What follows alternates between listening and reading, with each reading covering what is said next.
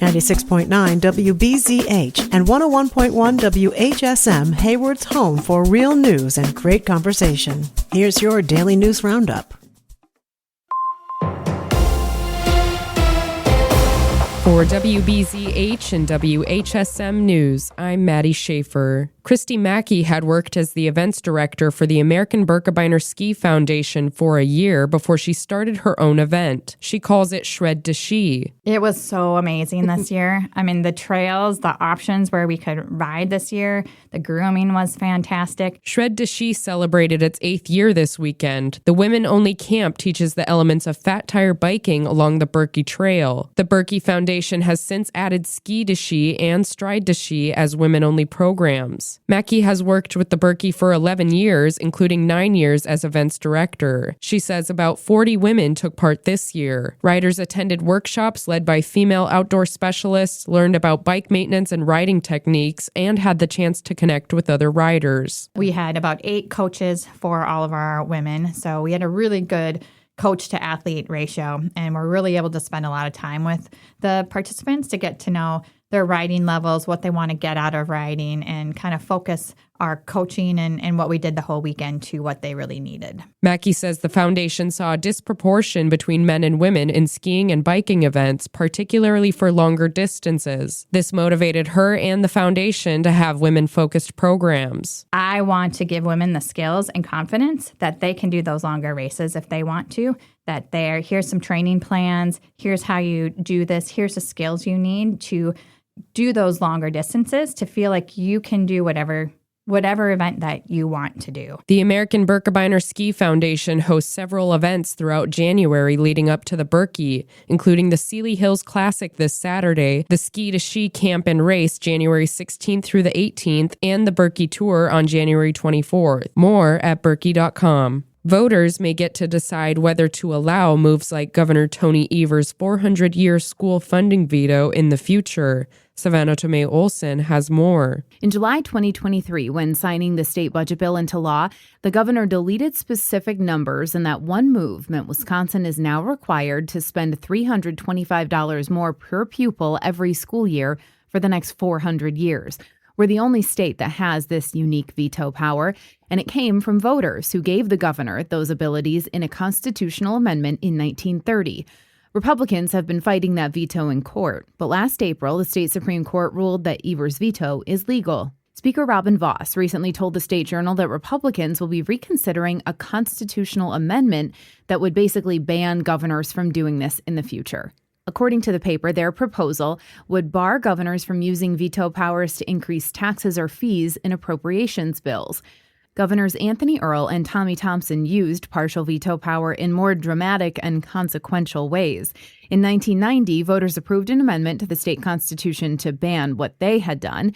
In 2008, Wisconsinites approved another amendment that bans governors from deleting portions and combining unrelated sentences.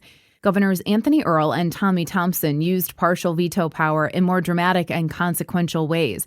Thompson was able to turn a property tax credit into a school tax credit. In 1990, voters approved an amendment to the state constitution to ban that practice. And in 2008, Wisconsinites approved another amendment that bans governors from combining unrelated sentences. Now, if Republicans' plan passes the legislature, Wisconsin voters would decide whether to add more restrictions to the governor's veto power in the midterms next year. Allison Dairyland applications are open now for the position of the 79th Allison Dairyland. The Wisconsin Department of Agriculture, Trade, and Consumer Protection invites individuals with a passion for promoting agriculture to apply now through January 30th. Allison Dairyland applicants should have an interest in Wisconsin agriculture, public speaking experience, and at least 3 years of experience, education, or training in communications, marketing, education, or public relations. Applicants must also be Wisconsin residents and at least 21 years old. You can find out more and apply at AllisonDairyland.com. A group of Republican state lawmakers have been circulating a proposed bill that would open the roads to driverless vehicles. The legislation would establish an autonomous driving safety board and permitting process for driverless cars, as well as regulations covering accidents and alcohol thresholds for human operators. The lawmakers say their goal is to establish Wisconsin as a competitive state in the autonomous vehicle industry, attracting new investments, creating manufacturing jobs, and improving supply chains. The deadline to register for the American Birkebeiner Quartalopet is this Friday at midnight. The Quartalopet, also known as the Quarty, is a 29-kilometer race that offers skiers the Birkie experience at a shorter distance than the full 50-kilometer Birkie. The race will take place on Friday, February 20th. Participants must be 13 years of age or older on race day to register. More information and registration details are available at Birkie.com. For WBZH and WHSM News, I'm Maddie Schaefer.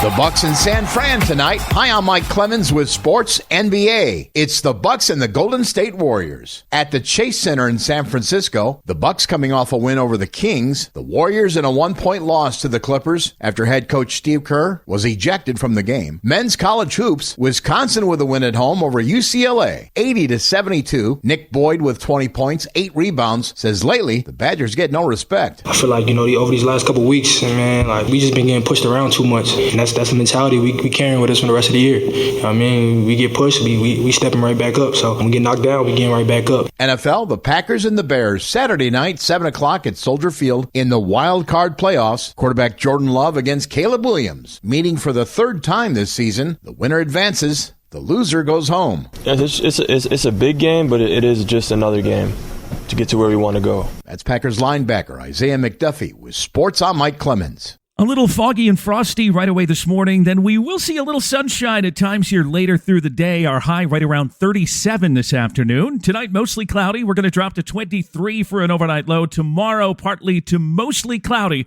with a high of 38. I'm meteorologist Sean Cable. That's your Hayward News Roundup from WBZH and WHSM. Find more news anytime at wbzh.fm/news. Subscribe to this podcast on Spotify, Apple, or wherever you find your podcasts.